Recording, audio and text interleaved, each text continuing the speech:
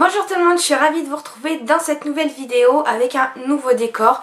Voilà, j'ai décidé de faire comme toutes les booktubeuses sur YouTube, c'est-à-dire de filmer avec en arrière-plan sa bibliothèque, sachant qu'en fait ma bibliothèque est dans la chambre du petit de mon copain. Donc c'est pour ça qu'au début j'avais pas pris cette décision là, mais finalement je pense qu'en fait c'est peut-être un peu mieux. Du coup la fenêtre est de ce côté-ci. Donc je suis claire de ce côté là et pas de celui-ci. Mais bon, c'est pas bien grave, j'espère que ça vous ira. On se retrouve aujourd'hui dans cette nouvelle vidéo pour parler de ma pile à lire pour la saison d'automne. Donc moi je ne fais pas de pile à lire au mois parce que en fait cet été j'ai énormément lu étant donné que je ne travaillais pas. Et comme j'ai repris le travail, je lis forcément beaucoup moins. Donc j'ai vraiment moins le temps de lire. Du coup je peux pas faire de pile à lire pour le mois parce que c'est bien, des fois je peux ne pas lire, comme je peux lire un livre, comme je peux lire 5 livres, je sais pas du tout, je suis pas du tout régulière à ce niveau là. Donc j'ai quand même prévu une petite pile à lire pour la saison d'automne, je vais y arriver. Voilà, j'ai pris 3, 6, 7 livres, sachant que, enfin sachant ou pas, je sais pas si je vais réussir à m'y tenir ou pas du tout. Alors, le premier livre que je prends, c'est donc le tome 1 de l'Amie prodigieuse d'Elena Ferrante, je sais pas. Alors celui-ci, j'avais commencé à le lire, j'avais peut-être même lu une 50aine de pages. Et j'ai eu du mal à rentrer dedans et du coup j'ai décidé de lire un autre livre et puis un autre livre et puis finalement je l'ai complètement mis de côté celui-ci.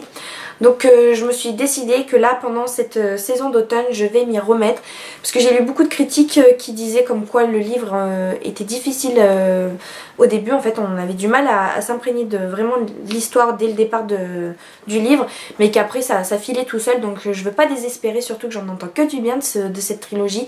Donc je veux vraiment réussir à finir ce livre là.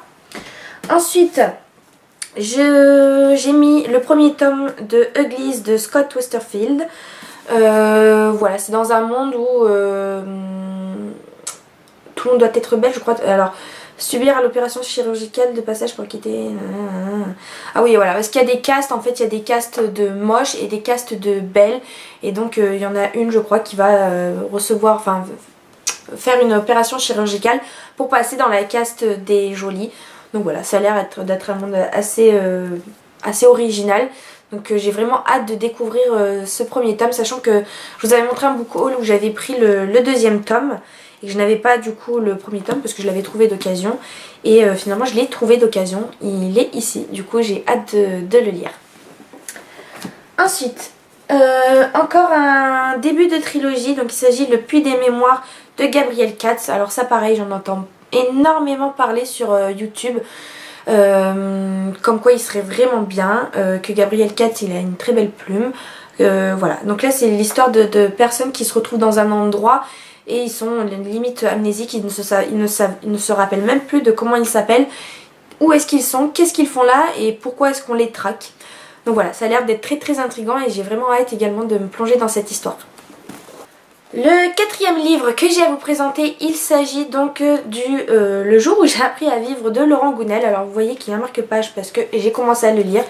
Et pareil que pour l'Amie prodigieuse, j'en suis là à 130 pages sur 300 à peu près, 270, 280. Donc voilà, j'en suis à un peu moins de la moitié.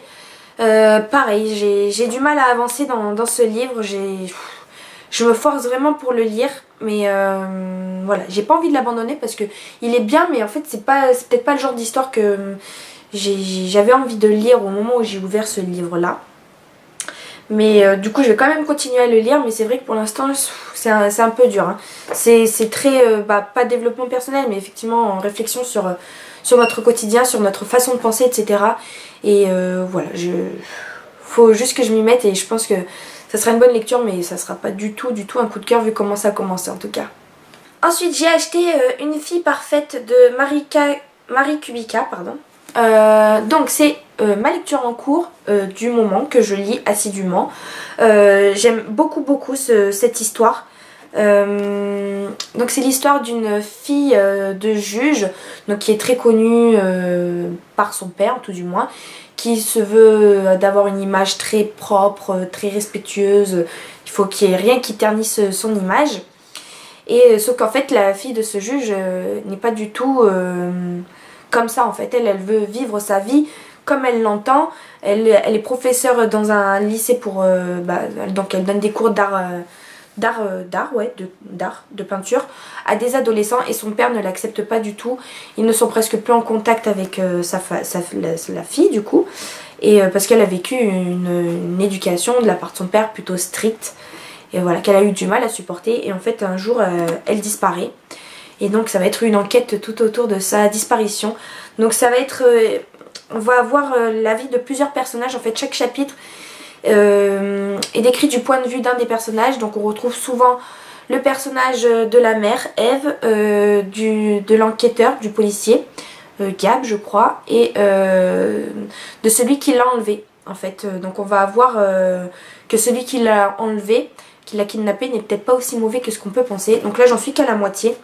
Donc je sais pas du tout quel est le rebondissement qu'il va avoir la fin, parce que moi je sais qu'aujourd'hui son kidnappeur n'est pas méchant. Mais qu'est-ce qui va se passer ensuite, voilà. Sachant que aussi, en plus d'avoir des points de vue différents, on va avoir aussi des époques différentes, c'est-à-dire avant la disparition, enfin tout du moins pendant la disparition, et après son retour. Parce qu'on sait que la jeune fille, Mia, elle s'appelle, va revenir, mais elle est complètement amnésique. Donc voilà, c'est très intéressant, j'aime beaucoup, j'en suis à la moitié comme je vous ai dit, et j'ai hâte de finir pour voir ce qui va se passer un petit peu par la suite, mais pour l'instant j'adore déjà beaucoup. Ensuite un autre roman policier, thriller, voilà, j'avais envie de choisir un petit peu des policiers thrillers pour cette saison de l'automne, hein, ça correspond un petit peu plus au thème. Pas de vampires, pas de garous, pas de tout ça, voilà, j'ai un peu ma dose de tout ça. Je dis pas que de temps en temps j'aime bien, hein, mais tout le temps c'est un peu lourd. Donc la ligne de partage de Nicolas Evans. Alors Nicolas Evans c'est celui qui a écrit L'homme qui murmurait à l'oreille des chevaux, que j'avais adoré. Le film aussi je l'avais beaucoup aimé et du coup je suis tombée dessus chez Easy Cash et j'avais envie de le prendre tout simplement. C'est donc l'histoire d'une jeune fille qui disparaît également dans le Montana, donc on est toujours un petit peu dans le monde des cow-boys, du Far West, etc., ce genre de choses que j'aime bien. Voilà, j'en sais pas plus, je sais juste que voilà, une jeune fille a disparu, qu'est-ce qui va se passer, donc voilà. J'ai mis ce livre dans ma pile à lire et pour le dernier livre il s'agit d'un deuxième tome pour lequel j'ai un peu d'appréhension puisqu'il s'agit donc de La clé du ciel de la trilogie Endgame de James Frey et Niels Johnson Shelton. En fait j'avais adoré le premier tome mais je l'avais trouvé très complexe à lire du fait qu'il y avait énormément de personnages avec des noms complètement non habituels on va dire, vraiment bizarre, donc ça a été très difficile pour moi au début de remettre qui est qui, de quelle nationalité, d'où il vient.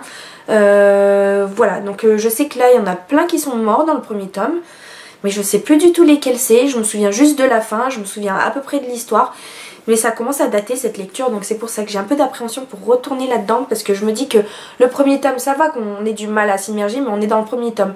Là j'ai peur qu'on enchaîne directement et qu'on n'ait pas une sorte de petit rappel, ou voilà, je sais pas, j'ai un peu peur. Voilà, je vous donnerai, je vous mettrai en barre d'infos le lien de la vidéo où je vous parle du premier tome si ça vous intéresse. C'est une trilogie il me semble, vraiment très original, c'est limite pour les adultes hein, parce que c'est quand même un peu plus violent qu'Hunger Games par exemple, parce que c'est un peu le même style hein, mais bon, beaucoup plus trash. Voilà, j'ai beaucoup aimé mais un petit peu d'appréhension et je me dis que là la saison est parfaite pour pouvoir attaquer ce deuxième tome. Donc voilà, j'en ai terminé avec cette vidéo. La prochaine vidéo que je vous tournerai, je pense que ce sera un point lecture parce que j'ai pas mal de livres que j'ai fini et lus du coup cet été. Voilà, pas mal de très bonnes découvertes, donc j'ai hâte de pouvoir vous en parler. Je vous fais de gros bisous et puis je vous dis à très bientôt. Salut!